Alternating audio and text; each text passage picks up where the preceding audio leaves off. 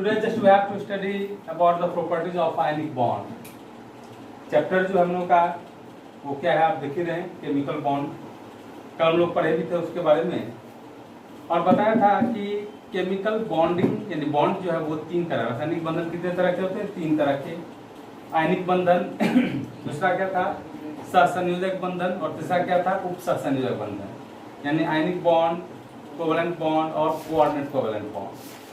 तो ionic bond के बारे में कल हम लोग देख लिए थे। आज के कुछ प्रॉपर्टीज के बारे में देखते हैं, यानी गुण के बारे में देखते हैं कि करके। देखिए सबसे पहला प्रॉपर्टी है कि आयनिक बॉन्ड कहाँ पर बनता है, किस तरह के यौगिकों में आयनिक बॉन्ड देखने को मिलता है। बहुत इजी है कि वैसा यौगिक वैसा कंपाउंड जिसमें मेटल और नॉन मेटल हो, मेटल और नॉन मेटल के बीच में बनने वाला जो बॉन्ड होता है वो हमेशा आयनिक बॉन्ड ही होता है। इससे रिलेटेड क्वेश्चन कैसे पूछ सकता है? जैसे मान लीजिए चार ऑप्शन दे दिया आपके पास,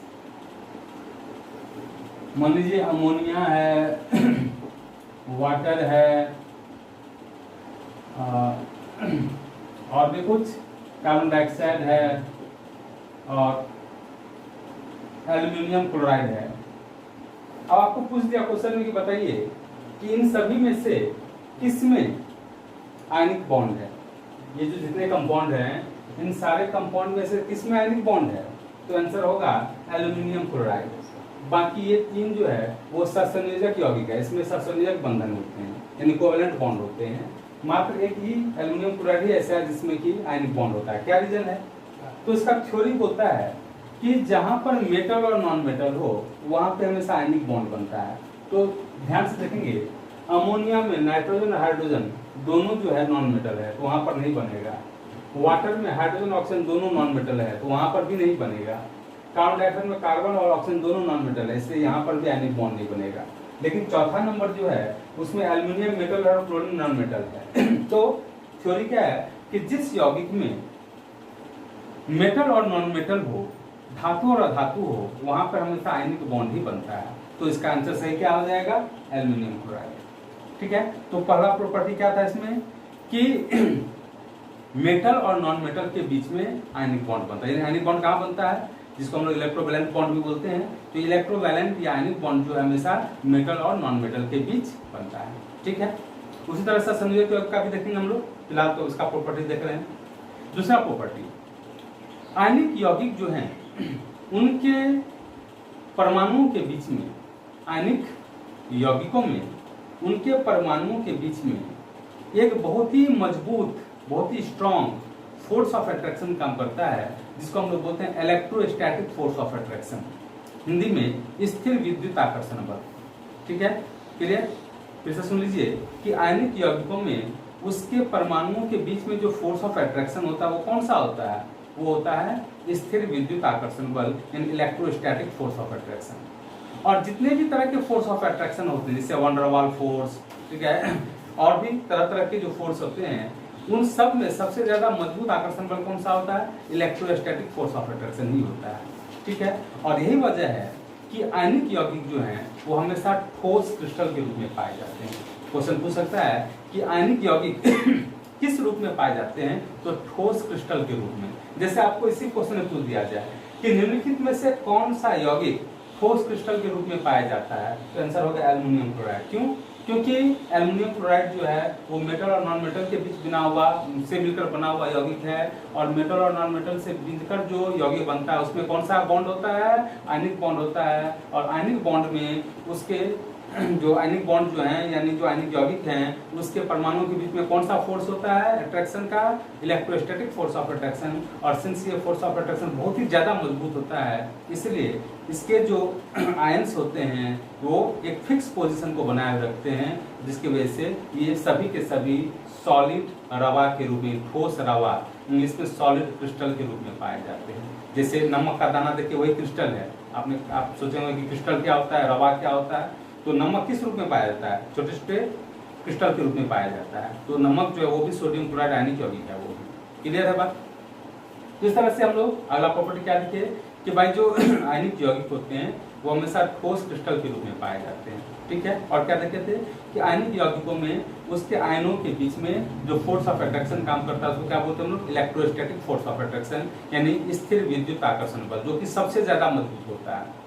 और क्या देखे थे कि आयनिक बंधन जो है हमेशा मेटल और नॉन मेटल के बीच बनता है। इतना देख लिए, आगे चलते हैं।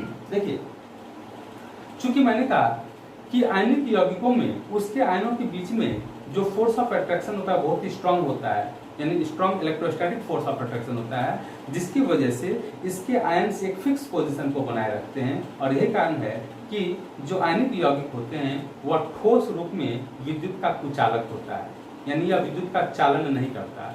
विद्युत का चालन होने के लिए फ्री आयंस का होना जरूरी है, लेकिन चूंकि आयनिक यौगिक में मजबूत इलेक्ट्रोस्टैटिक फोर्स ऑफ अट्रैक्शन की वजह से इसके आयंस एक फिक्स पोजीशन को बनाए रखते हैं, वो फ्री नहीं होते, जिसकी वजह से इलेक्ट्रिसिटी का भी कंडक्शन नहीं करते हैं, यानी विद्युत का भी चालन नहीं करते हैं। लेकिन अगर इसको आप पिघला देंगे यानी मोल्टेन स्टेट में, या फिर इसके जलीय विलयन के रूप में यानी एक्वस सॉल्यूशन के फॉर्म में अगर रखेंगे तो यह इलेक्ट्रिसिटी का गुड कंडक्टर हो जाता है। क्यों? क्योंकि मोल्टेन स्टेट या फिर एक्वस सॉल्यूशन के रूप में इसके आयंस जो हैं वो फ्री हो जाते हैं, ठीक है। और जैसे आयंस फ्री होंगे तो यह इलेक्ट्रिसिटी का कंडक्शन करने रहेगा। यानी यहाँ मोटा मोटी हम लोग क्या समझे कि भाई जो आयनिक यौगिक होते हैं वह ठोस रूप में विद्युत का कुचालक होते हैं, लेकिन पिघले हुए रूप में जिसको इंग्लिश में मोल्टेन स्टेट बोलते हैं, और अपने जलीय विलयन के रूप में जिसको इंग्लिश में एक्वस सॉल्यूशन बोलते हैं, इस दोनों फॉर्म में यह इलेक्ट्रिसिटी का गुड कंडक्टर हो जाता है। क्लियर है? अगला प्रॉपर्टी देखते हैं। आयनिक यौगिक जो है वो सिर्फ ध्रुवीय घोलकों में ही घुलनशील होते हैं। ध्रुवीय दो तरह के घोलक होते हैं, ध्रुवीय और अध्रुवीय। इंग्लिश में सॉल्वेंट दो तरह के होते हैं, एक पोलर और दूसरा नॉन पोलर। वाटर आपने देखा होगा, सुना होगा, वाटर का नाम देते ही है। तो वाटर जो है वो पोलर सॉल्वेंट है, यानी ध्रुवीय घोलक है। लेकिन इसके अलावा petrol, diesel, kerosene oil, carbon disulphide, CCl4, carbon tetrachloride, ये सब जितने हैं सब के सब अध्रुवीय घोलक हैं, यानी नॉन पोलर सॉल्वेंट हैं। तो आप यहाँ क्या समझे कि सॉल्वेंट दो तरह के हो गए, एक पोलर और दूसरा non polar. Water polar solvent में आता है, यानी ध्रुवीय घोलक में आता है, लेकिन petrol, diesel, kerosene oil, carbon disulphide, carbon tetrachloride, ये सब अध्रुवीय घोलक है, नॉन पोलर सॉल्वेंट में आता है। तो यहाँ जो अगला प्रॉपर्टी हम लोग को पढ़ने का है वो ये है कि आयनिक यौगिक जो है वो हमेशा ध्रुवीय घोलक में ही घुलनशील होते हैं, या अध्रुवीय घोलक में घुलनशील नहीं होता है। इसके लिए आप घर में एक एक्सपेरिमेंट कर सकते हैं। कैसे? आप क्या कीजिए कि दो कटोरी ले लीजिए या कोई भी दो कंटेनर ले लीजिए, एक में पानी डाल दीजिए और दूसरा में कोई भी अध्रुवीय घोलक, केरोसिन ऑयल, पेट्रोल, डीजल, जो आपको मिले, ठीक है, उसको डाल दीजिए। और दोनों में घर में जो आप नमक यूज करते हैं, जो सोडियम क्लोराइड है, उसको थोड़ी थोड़ी मात्रा में दोनों में डाल दीजिए। पानी में भी ध्रुवीय घोलक हो गया पानी, और अध्रुवीय घोलक या नॉन पोलर सॉल्वेंट जो आपने लिया था उसमें से कोई एक ले लेंगे और दोनों में डाल देंगे नमक को।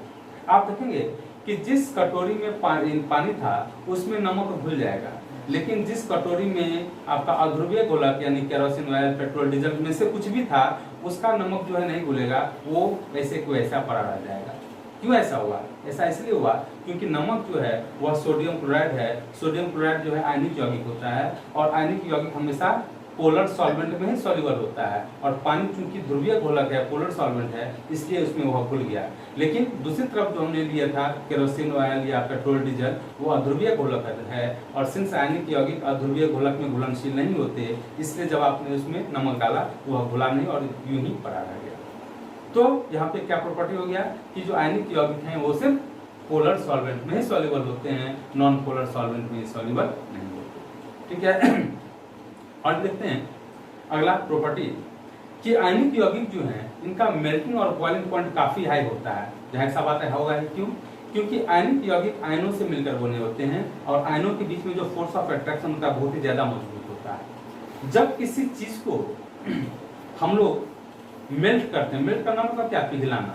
तो पिघलाने के लिए क्या करना पड़ता है, उसको हीट करना पड़ता है। हीट करने से क्या होता है, हीट करने से क्या होता है कि उस वो ऑब्जेक्ट जिसको आपने गर्म किया था, जो सॉलिड स्टेट में था, उसके पार्टिकल्स के बीच का जो फोर्स ऑफ अट्रैक्शन होता है वो कमजोर होता है। जब तक उसके बीच का फोर्स ऑफ अट्रैक्शन कमजोर नहीं होगा तब तक वह लिक्विड स्टेट में कन्वर्ट नहीं कर सकता, और उसको और गर्म करते हैं तो उसका जो फोर्स ऑफ अट्रैक्शन है और कमजोर होता है और वो गैसेस स्टेट में कन्वर्ट होता है। पहले इस चीज को आप समझेंगे कि ठोस, द्रव, गैस, सॉलिड, लिक्विड, गैस कैसे बनता है। सॉलिड, लिक्विड, गैस, तीनों में क्या अंतर होता है, तीनों में अंतर उसके फोर्स ऑफ अट्रैक्शन में होते हैं। सॉलिड जो है उनके पार्टिकल्स के बीच में जो फोर्स ऑफ अट्रैक्शन होता है बहुत ही ज्यादा स्ट्रांग होता है। लिक्विड में उसके पार्टिकल्स का फोर्स ऑफ अट्रैक्शन थोड़ा सा कमजोर होता है, और गैस में उसके पार्टिकल के बीच का फोर्स ऑफ अट्रैक्शन बहुत ही कमजोर होता है। जैसे एग्जांपल लेते हैं हम लोग आइस का, बर्फ जब सॉलिड स्टेट में होता है तो उसके पार्टिकल्स के बीच का जो फोर्स ऑफ अट्रैक्शन है बहुत ही ज्यादा मजबूत होता है। जब हम लोग बर्फ को गर्म करते हैं तो वह फोर्स ऑफ अट्रैक्शन कमजोर हो जाता है, जिसकी वजह से वह सॉलिड से लिक्विड यानी वाटर में कन्वर्ट हो जाता है। और उस वाटर को जब और अधिक आप गर्म करते हैं तो वह फोर्स ऑफ अट्रैक्शन और कमजोर हो जाता है और परिणाम स्वरूप वह गैस में कन्वर्ट हो जाता है। तो सॉलिड, लिक्विड, गैस में अंतर उसके पार्टिकल्स के बीच में जो फोर्स ऑफ अट्रैक्शन है उसके आधार पर होता है। तो कहने का मतलब यहाँ है कि आयनिक यौगिक जो है उसके आयनों के बीच का फोर्स ऑफ अट्रैक्शन बहुत ही ज्यादा मजबूत होता है। मैंने कहा ना, सबसे ज्यादा फोर्स ऑफ मजबूत, सबसे ज्यादा स्ट्रॉन्ग फोर्स ऑफ अट्रैक्शन जो है वो इलेक्ट्रोस्टैटिक फोर्स ऑफ अट्रैक्शन ही होता है। तो चूंकि आयनिक यौगिक ठोस के फॉर्म यानी सॉलिड स्टेट में होते हैं और उनके आयनों के बीच का फोर्स ऑफ अट्रैक्शन बहुत ही ज्यादा स्ट्रॉन्ग होता है, तो उसको लिक्विड में कन्वर्ट करने के लिए, क्योंकि मेल्ट का मतलब ही होता है लिक्विड में कन्वर्ट होना, तो उसको मेल्ट करने के लिए हमको काफी ज्यादा एनर्जी देना पड़ता है, हीट देना पड़ता है। क्योंकि फोर्स ऑफ अट्रैक्शन जितना ही ज्यादा स्ट्रॉन्ग होगा उसको वीक करने के लिए, कमजोर करने के लिए उतना ही ज्यादा आपको एनर्जी देना होगा। ठीक है, तो सिंस आयनिक यौगिकों के आयन्स के बीच का फोर्स ऑफ अट्रैक्शन बहुत ही ज्यादा स्ट्रांग होता है, इसलिए इसको मेल्ट करने के लिए काफी ज्यादा हीट देना पड़ता है। यानी हम कह सकते हैं कि जो आयनिक यौगिक हैं इसके मेल्टिंग पॉइंट सबसे अधिक होते हैं। ठीक है, अगर मान लीजिए कि 4 ऑप्शन में से बाकी 3 जो है वो आपका कोवलेंट कंपाउंड का और एक जो है वो आयनिक यौगिक का है। ठीक है, तो अगर पूछा जाए कि इसमें सबसे अधिक मेल्टिंग पॉइंट किसका होगा, तो आयनिक कंपाउंड जो होगा उसका मेल्टिंग पॉइंट ही आप लिखेंगे सबसे अधिक। जैसे इसमें, तो इसमें जो है अमोनिया हो गया, वाटर हो गया, कार्बन डाइऑक्साइड होगा, एल्युमिनियम क्लोराइड। तो वाटर तो ऑलरेडी लिक्विड स्टेट में, मान लीजिए इसको हटा दें, ठीक है, तो या फिर इसको सॉलिड, आइस का फॉर्मूला वाटर ही होता है, तो सॉलिड स्टेट में मान लीजिए वाटर था यानी आइस के रूप में था, आइस। ठीक है, तो अगर इससे भी पूछा जाए तो सबसे अधिक मेल्टिंग पॉइंट किसका होगा, एल्युमिनियम क्लोराइड का होगा, क्योंकि आयनिक यौगिक है। तो इस तरह से हम लोग देखें कि ये जितने प्रॉपर्टी थे सब आयनिक यौगिकों के हैं। तो एक बार और रिवीजन मार दे रहे हैं। सबसे पहला क्या था प्रॉपर्टी में कि आयनिक बॉन्ड जो है वो मेटल नॉन मेटल के बीच होता है। दूसरा क्या था कि आयनिक यौगिक जो है यानी आयनिक बॉन्ड जो है वो सॉलिड क्रिस्टल के रूप में पाए जाते हैं। क्यों? क्योंकि इसके आयन के बीच का जो फोर्स ऑफ अट्रैक्शन होता है काफी स्ट्रांग होता है, जिसकी वजह से इसके आयन्स हिल डुल नहीं सकते, फिक्स पोजीशन को बनाए रखते हैं। अगला क्या प्रॉपर्टी था कि सिंस आयनिक यौगिक सॉलिड क्रिस्टल के रूप में पाए जाते हैं और इनके आयन के बीच का फोर्स ऑफ अट्रैक्शन बहुत ही ज्यादा मजबूत होता है, इसलिए इसका मेल्टिंग पॉइंट भी काफी हाई होता है। अगला प्रॉपर्टी क्या है कि आयनिक यौगिक जो हैं वो अपने सॉलिड स्टेट में इलेक्ट्रिसिटी के बैड कंडक्टर होते हैं, लेकिन मोल्टेन स्टेट यानी पिघले हुए रूप में या फिर एक्वस सॉल्यूशन के फॉर्म में यानी जलीय विलयन के रूप में ये इलेक्ट्रिसिटी का गुड कंडक्टर होता है। और क्या देखे थे कि आयनिक यौगिक जो है वो सिर्फ ध्रुवीय गोलक यानी पोलर सॉल्वेंट में सॉल्युबल होते हैं, जबकि नॉन पोलर सॉल्वेंट यानी अध्रुवीय गोलक में ये अघुलनशील होते हैं। तो ये तमाम तरह के जो प्रॉपर्टी थे वो सब आयनिक यौगिक के थे, आयनिक कंपाउंड के थे, और इससे बहुत सारा रिलेटेड क्वेश्चन भी पूछता है। ठीक है, तो ऐसा करते हैं हम लोग थोड़ा सा कोवलेंट बॉन्ड के बारे में। इसे आयनिक बॉन्ड आपका कंप्लीट हुआ, हम लोग चलते हैं थोड़ा सा कोवलेंट बॉन्ड के बारे में।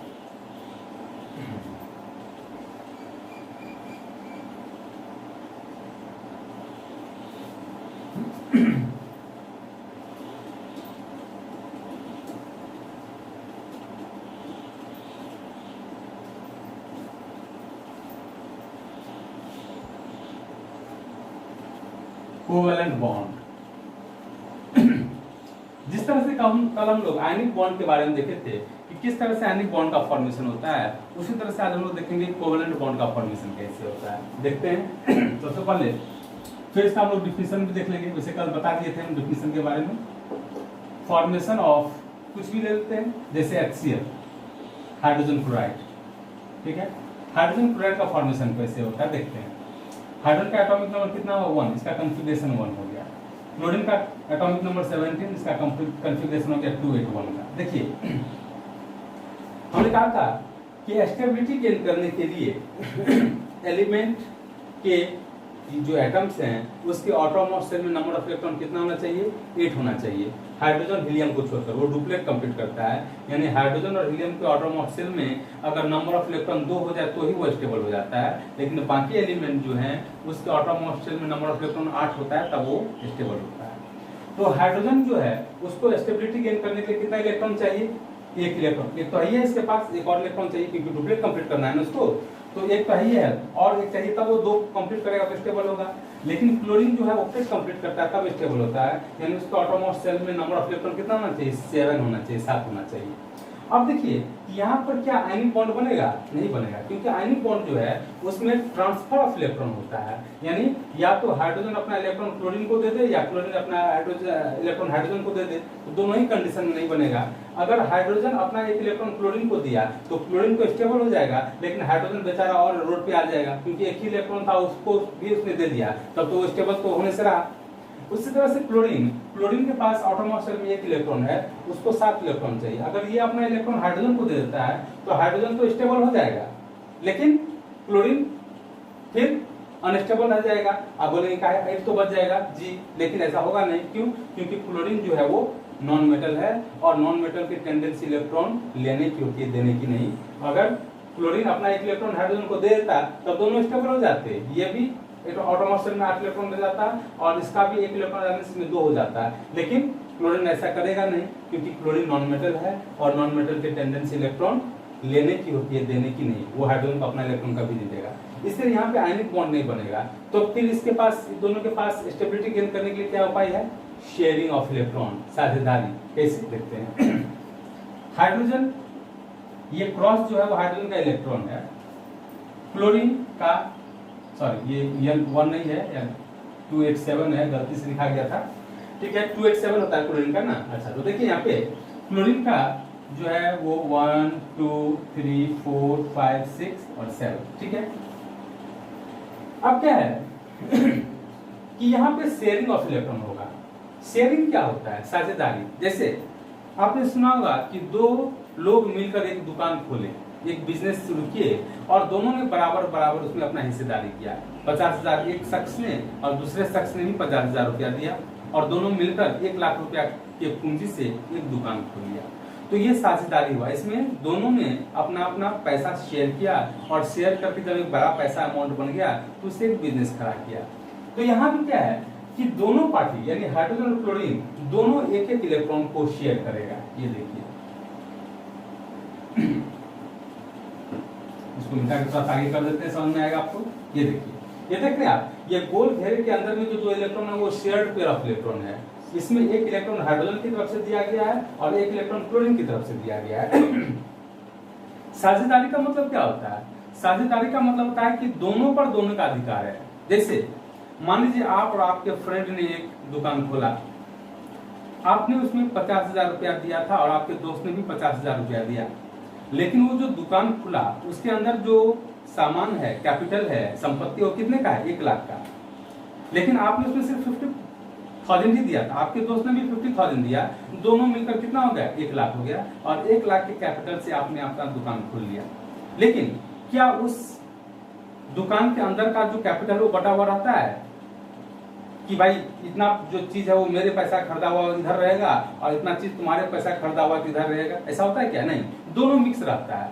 अगर आप अपने किसी परिवार वाले को लाते हैं तो क्या बोलते, देखिए ना वो बिजनेस खड़ा किए 1 लाख रुपया लगाया है, जबकि आपने 50,000 ही दिया था, लेकिन फिर भी आप बोलते हैं कि 1 लाख रुपया लगा के एक दुकान खोले हैं।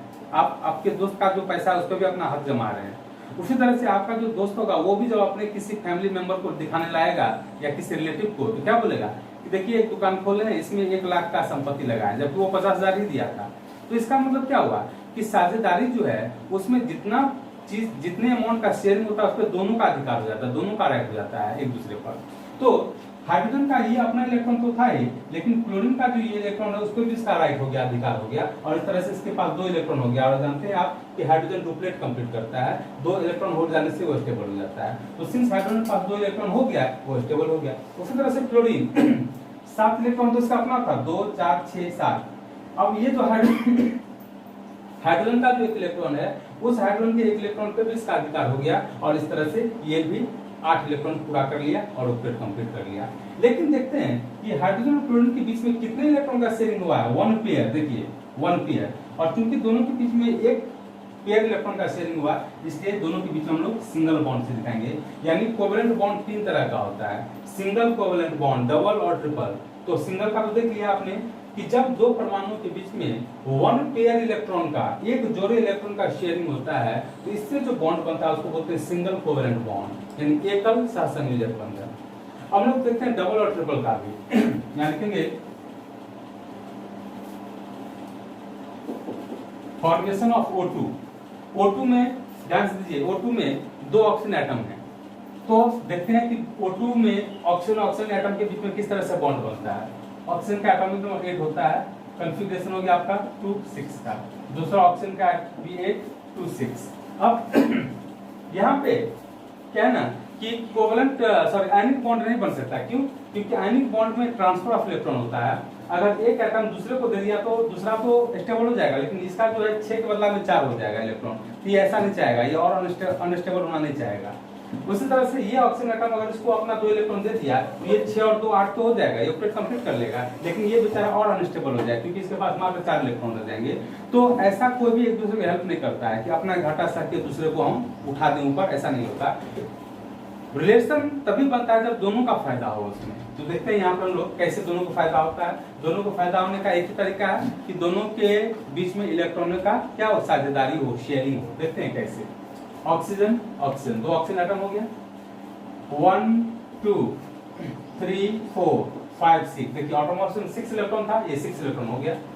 इसका भी 1 2 3 4 5 6, इसका भी 6 इलेक्ट्रॉन हो गया। अब ये दोनों ऑक्सीजन साहब क्या करेंगे, एटम साहब अपने 2-2 इलेक्ट्रॉन का शेयरिंग करेंगे। देखिए ये और ये, देखिए दोनों ऑक्सीजन जो है ये गोल घेरे के अंदर में जो आप देखते हैं इलेक्ट्रॉन ये शेयरिंग हुआ, इलेक्ट्रॉन का दुकान खुला है, शेयरिंग किया गया है, साझेदारी किया गया है। तो इस ऑक्सीजन एटम भी अपना 2 इलेक्ट्रॉन दिया था और इस ऑक्सीजन एटम ने भी अपना 2 इलेक्ट्रॉन दिया, और इससे क्या हो गया कि दोनों का एक दूसरे पर अधिकार हो गया और दोनों ऑक्टेट कंप्लीट कर लिया। कैसे? तो देखिए इस ऑक्सीजन का 2 4 6 अपना इलेक्ट्रॉन था और इस दोनों पर भी इसका अधिकार हो गया, तो 8 हो गया कि नहीं। इस ऑक्सीजन एटम का भी 2 4 6 अपना इलेक्ट्रॉन था और इस 2 इलेक्ट्रॉन पर भी इसका अधिकार हो गया, तो 8 हो गया कि नहीं। लेकिन यहाँ पर चूंकि दोनों एटम के बीच में 2 जोड़े इलेक्ट्रॉन, 2 पेयर हुआ ना, एक पेयर ये और दूसरा पेयर ये, ठीक है। तो 2 पेयर इलेक्ट्रॉन का शेयरिंग हुआ है, इसलिए इसको हम लोग ऐसे दिखाते हैं, O डबल बॉन्ड O, ठीक है। और इसको हम लोग बोलते हैं डबल कोवेलेंट बॉन्ड, यानी द्विसहसंयोजक बंधन। सिंगल डबल ट्रिपल 3 तरह का कोवेलेंट बॉन्ड होता है, एकल द्वि और त्रि। तो ये एकल का एग्जांपल था एकल ये हो गया द्वि यानी डबल, ठीक है, कोवेलेंट बॉन्ड। अब देखते हैं लोग ट्रिपल कोवेलेंट बॉन्ड का, इसका एग्जांपल होता है formation of N2 nitrogen. Nitrogen जो है डायटोमिक एलिमेंट है, 2 एटम के बीच में बॉन्ड बनता है। तो नाइट्रोजन का होता है एटॉमिक नंबर 7, कॉन्फ़िगरेशन हो गया 2 5 का। इस नाइट्रोजन का भी 7 2 5 का। दोनों के बीच में शेयरिंग की एकमात्र उपाय है स्टेबिलिटी का, उनके बीच में ट्रांसफर नहीं हो सकता। अगर ये एटम अपना 3 इलेक्ट्रॉन इसको ट्रांसफर कर देगा तो ये बेचारा और अनस्टेबल हो जाएगा। तो इसलिए यहाँ पर ऐसी कंडीशन नहीं करना है, साझेदारी करना है, शेयरिंग करना है। देखिए ये नाइट्रोजन 1 2 3 4 5, इसका 5 इलेक्ट्रॉन हो गया। देखिए ऑटोमॉस में 5 इलेक्ट्रॉन है। इस नाइट्रोजन एटम का भी 1 2 3 4 5, ये दोनों एटम जो है वो 3-3 इलेक्ट्रॉन का शेयरिंग करता है। देखिए क्या ये गोल घेरे के अंदर जो है वो शेयर्ड तरफ इलेक्ट्रॉन है। इससे क्या हुआ कि दोनों नाइट्रोजन एटम स्टेबल हो गया। कैसे? तो इस नाइट्रोजन का 3 और 2 5 अपना इलेक्ट्रॉन था और इस नाइट्रोजन के 3 इलेक्ट्रॉन पे भी इसका अधिकार हो गया, तो 5 और 3 8 हो गया।